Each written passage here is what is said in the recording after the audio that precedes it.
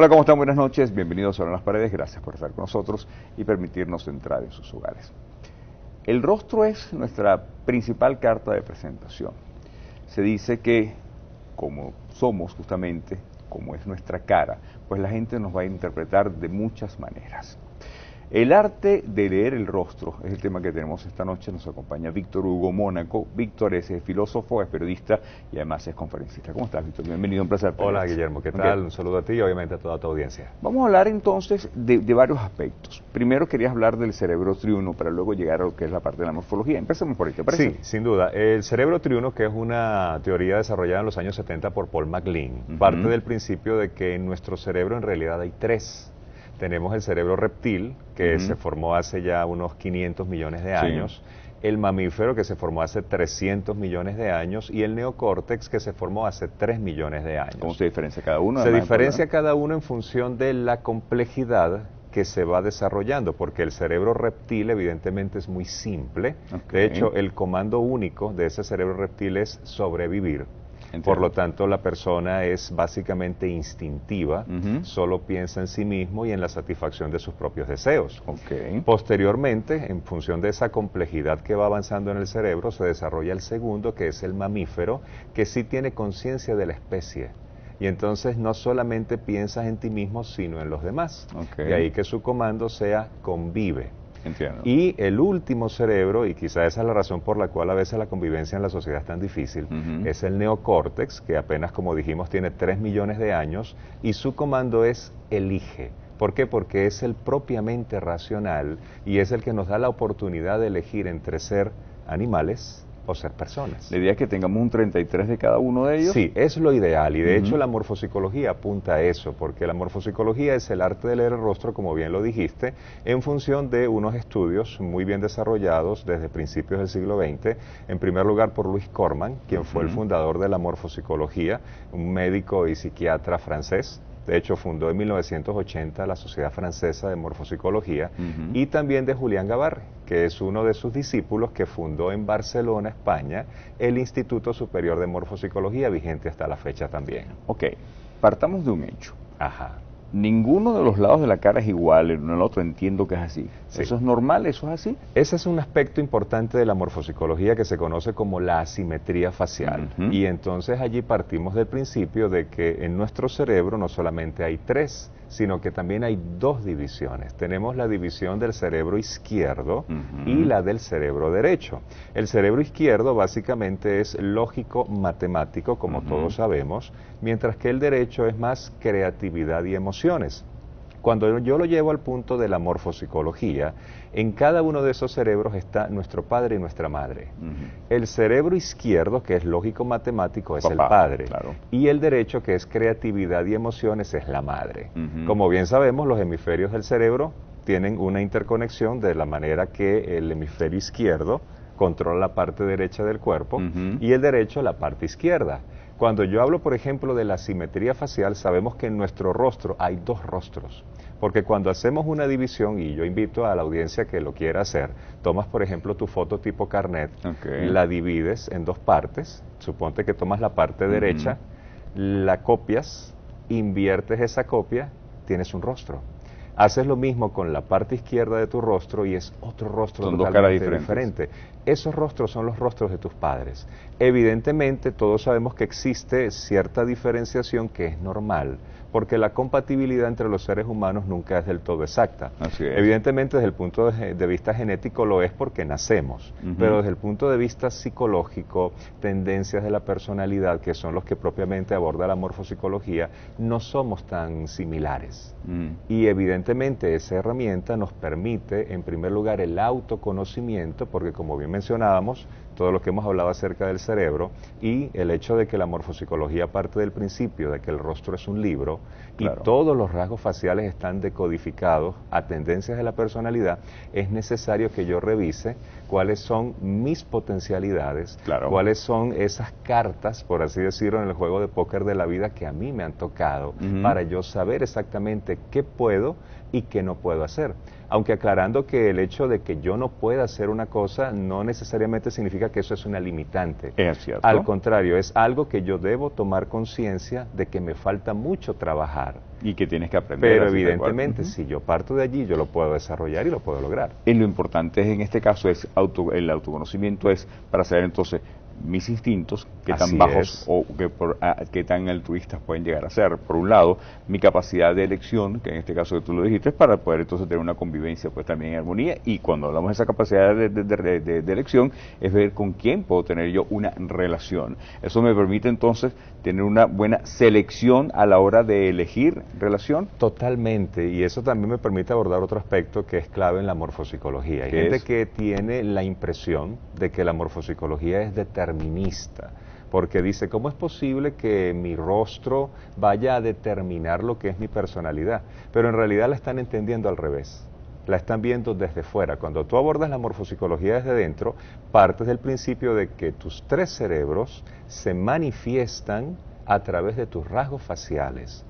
El exterior nos da información de lo que viene de adentro. Ok, entonces, la forma de mis ojos, cómo están ubicados, qué están separados o unidos, mi nariz y mi boca, etcétera, etcétera, es una información que viene de mi cerebro para decir quién soy realmente. Exactamente, porque es una herencia genético-psicológica. ¿Okay? Entonces, en función de eso, yo puedo determinar a través de la forma, porque de hecho la palabra morfopsicología traduce eso, tratado o estudio de la psicología de la forma, qué es lo que yo he heredado de mis ancestros para evitar quizás lo más terrible que le ocurre a muchos seres humanos, que es vivir en piloto automático. Eres esclavo de tus tendencias, pero las ignoras. Bien, vamos a seguir hablando de esto en la próxima parte. Esto es Habla en las Paredes, quédate con nosotros. En breve estamos de vuelta contigo. Al volver, en Habla en las Paredes. Las personas de pronto que tienen los labios muy finos son más racionales que las personas que los tienen más gruesos, que son más expresivas o sensuales. Continuamos yéndote mucho más de Habla en las Paredes, el arte de leer el rostro. Interesantísimo el tema de esta noche. Nos acompaña Víctor Hugo Mónaco. Víctor es filósofo, periodista, conferencista. Ok, vamos a empezar a dar de repente algunas indicaciones ya sobre lo que es el rostro. Ojos separados, narices pequeñas, anchas, etcétera. ¿Qué quieren decir? Sí, hay toda una clasificación como lo estábamos mencionando, pero quisiera que partiéramos de algo interesante, que es el marco facial. Cuando yo hablo del marco facial, evidentemente, se nos viene a la mente la idea de un cuadro, como el que tienes aquí atrás, porque evidentemente es el contorno del rostro. Esta forma que guarda relación con todo lo que es el marco de mi cara, me da información acerca del potencial que yo traigo como ser humano. Ahora, ese potencial se administra de diferentes formas, y ahí es donde entran otras realidades del rostro que desde el punto de vista de la morfopsicología se conocen como receptores. Entiéndanse los ojos, la nariz, la boca y las orejas, porque reciben información del mundo exterior, son los sentidos. Esos receptores nos dicen cómo la persona administra ese potencial. Tú has hecho mención a algo muy interesante, que es la parte de los ojos, sobre todo porque en la parte de los ojos, en morfopsicología, estudiamos la vida afectiva del ser humano. Porque como te mencionaba, si existen tres cerebros que se manifiestan en el rostro, el cerebro instintivo, para empezar desde el principio, va desde el mentón hasta la base de la nariz. Toda esta zona, que es mandíbula-mentón, es expresión del cerebro reptil. La zona media del rostro, que está justamente desde la base de la nariz hasta las cejas, es el cerebro mamífero. Es la parte de la afectividad de nuestra relación con los demás. Por lo tanto, los ojos son cruciales. Y evidentemente, cuando estudiamos los ojos, está todo lo que tiene que ver con el tamaño, con la forma, con la separación o aproximación de los mismos, entre otras cosas. Nos queda obviamente la tercera zona del rostro, que es la parte de la frente, donde se manifiesta el neocórtex. En el tema que estamos abordando, que evidentemente lo quieres relacionar con las relaciones de pareja, las personas deben tener mucho cuidado, y claro, digo cuidado en el sentido de saber qué es lo que tú estás buscando en una persona al momento de observar un rostro, porque la parte de los ojos te da información acerca de qué tan expresiva o no es una persona. Por ejemplo, una persona que tiene los ojos grandes, llamativos, es una persona no solo muy inteligente, sino también muy sentimental. Imagina qué pasaría si está con una persona, digamos, de ojos un poco más pequeños. Evidentemente esa persona, no vamos a decir que no tiene sentimientos, pero es más analítica, es más fría. Entonces, mientras una va a demandar mucho reconocimiento, mucho afecto, la otra persona puede que sienta afecto por esa persona, pero no es tan expresiva. Entonces puede haber fricciones en la relación de pareja. Mencionabas otra cosa muy importante que es la separación o aproximación de los ojos entre sí. Cuando la persona tiene los ojos un poco separados, esa persona es más independiente en sus relaciones, es más enamorada de su libertad, de su carrera, de sus proyectos, y si tiene de pronto una persona que tiene los ojos un poco más aproximados, esta persona sí es más dependiente, un tanto controladora, necesita saber dónde está la persona, qué está haciendo, y obviamente eso le va a caer muy mal al otro o a la otra porque se sienten atados. Ok, pero hay algo que te quiero preguntar.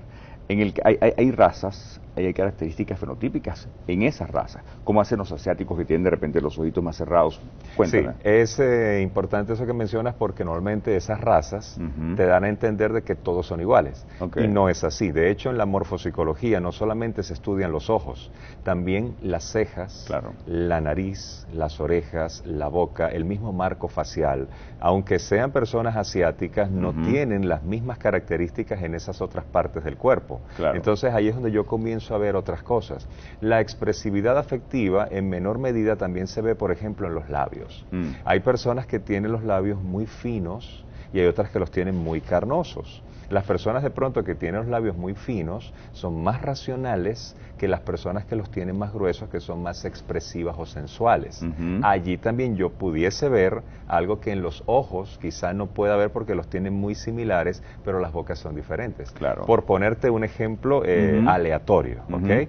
Pero lo interesante del caso es que cuando uno estudia la morfopsicología, el primer rostro que tienes que estudiar es el tuyo. Obviamente. Porque cada persona tiene un lenguaje. El gran error en nuestras relaciones interpersonales, en lo que hace que la sociedad sea tan difícil a veces de sobrellevar, es que no nos tomamos el tiempo necesario para descubrir el lenguaje del otro.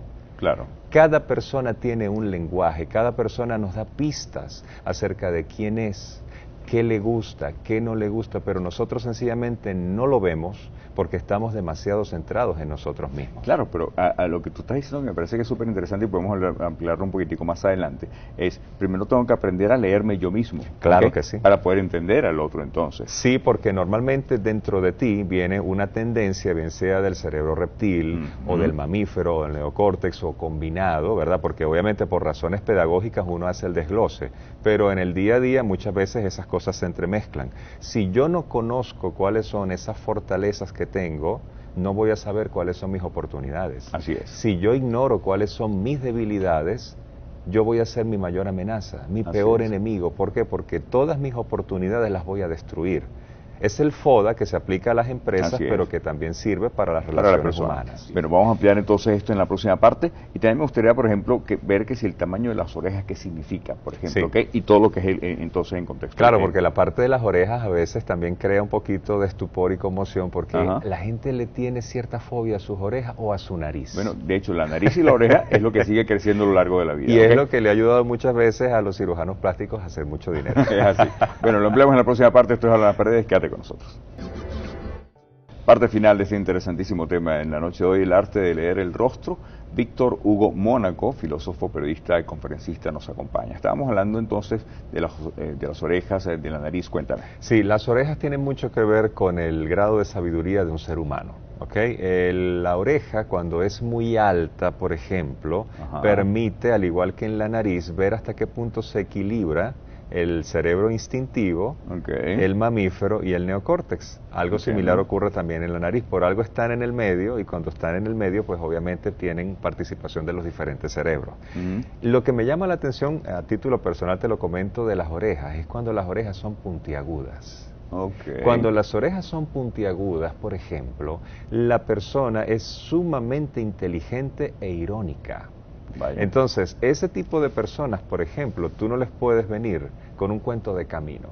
Si tú le vas a explicar algo o vas a hacer alarde de que sabes algo, debes saberlo, porque si no te van a escuchar, y cuando te hagan un comentario de esos puntos penetrantes, de verdad que la persona no va a saber cómo responder, porque tienden mucho a utilizar la ironía y la mordacidad.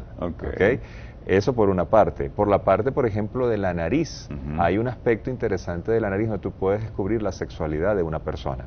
Cuando te hablo de la sexualidad me refiero básicamente a si es una persona muy expresiva o si de pronto es más introvertida. ¿Y que cómo esa lo sabes? es otra razón por la cual a veces las parejas colapsan. Okay. Hay una parte de la nariz que es la que está aquí abajo, que es la separación entre las fosas nasales, que se forma aquí como un pequeño lóbulo, donde ciertas personas lo tienen muy pronunciado o bien otras personas lo tienen muy tenue. Cuando hay un pronunciamiento de esta zona, que es la que está acá, la persona es más abierta sexualmente.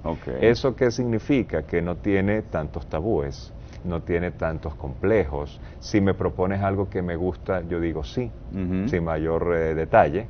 Pero cuando eso no ocurre, la persona es más reservada, incluso puede sentirse violentada u ofendida cuando la otra persona es más liberal sexualmente. Entonces fíjate cómo de pronto dos personas que se llevan muy bien, de pronto en la parte sexual puede haber diferencias porque tienen diferentes puntos de vista. Entonces hasta que el extrovertido sexualmente no entienda que la otra persona necesita algo más de tiempo, de preparación para llegar a ciertas cosas, evidentemente allí puede haber fricciones y podría ser una excelente relación de pareja que se viene abajo por falta de comunicación. Es así.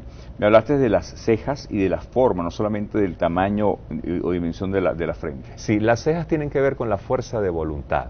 Cuando las cejas son muy gruesas y muy largas, la persona es enérgica, decidida, siempre llega hasta el final de las cosas. Pero cuando de pronto las cejas son un poco más tenues o inexpresivas, la persona tiende a ser un poco más moldeable.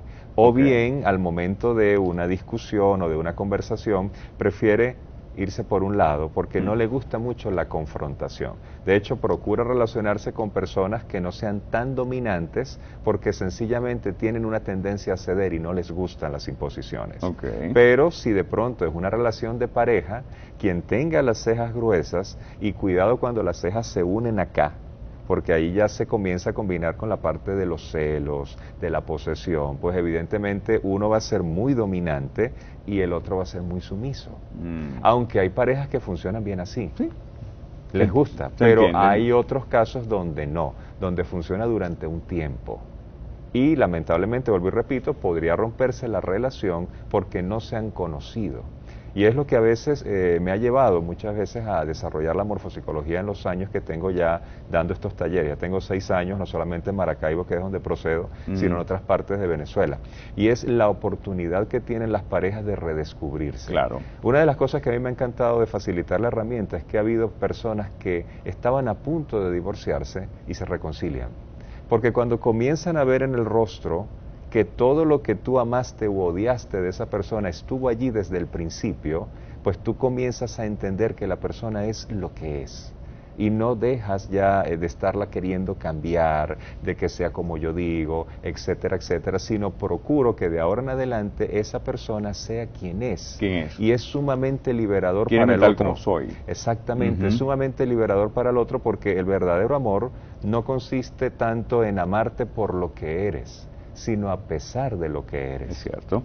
Entonces, las personas se han reconciliado gracias a la herramienta. Así es. La frente, me decías. Sí, la frente es fundamental porque te da información acerca del tipo de inteligencia. Cuando la frente es muy alta, se desarrollan las dos inteligencias básicas en morfopsicología, que es la inteligencia concreta y la inteligencia abstracta. En otras palabras, las personas que son muy teóricas y las que son muy prácticas. Que eso también al momento, digamos, de la negociación, para tú saber si te va a ir bien o no con un socio es fundamental, porque hay personas que de pronto son teórico-prácticas y hay otras que son solamente prácticas, es decir, ejecutoras. No las puedes poner a desarrollar una idea porque lo de ellos es realizar. Así es. Pero bueno, lo importante de las relaciones de pareja o de las relaciones interpersonales es que la morfopsicología te permite descubrir quién es quién y al final quedarte con la persona que vibre en tu misma frecuencia. Esa pudiese ser entonces pues la conclusión, dejarlo así, aprender a leerte tú mismo y luego leer a los demás. Gracias, Víctor, por estar Gracias a ti, Guillermo, por la invitación. Es un gran placer. Interesantísima información la que Víctor compartió con nosotros el día de hoy. Te aseguro que a partir de esta noche vas a empezar a verte de otra manera en el espejo, tanto tú como tu pareja. Cuídate mucho, feliz noche y que tengas ahora una lectura facial distinta, muy buen sexo.